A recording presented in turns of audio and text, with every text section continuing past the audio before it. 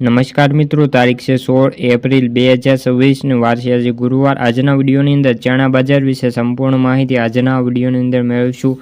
તે પહેલાં ચેનલ ઉપર જે મિત્રો નવા આવ્યા હોય તો ચેનલને ખાસ સબસ્ક્રાઇબ કરી દેજો અને વિડીયો પસંદ આવે તો વિડીયોને લાઇક કરી દેજો।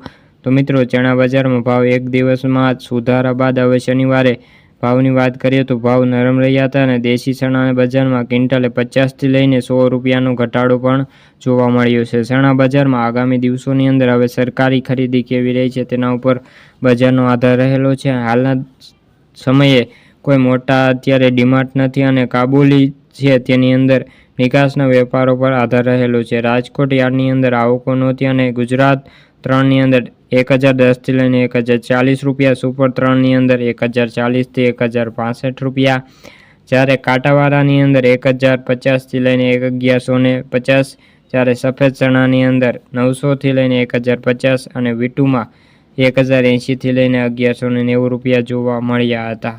તો મિત્રો, ખાસ નવી દિલ્હી અને રાજસ્થાનની અંદર જે ચણાની આવકો વધારે પ્રમાણમાં જોવા મળી હતી અને ખાસ હજુ પણ ચણાના ભાવમાં આપણને મોટી મૂવમેન્ટ જોવા મળી શકે છે।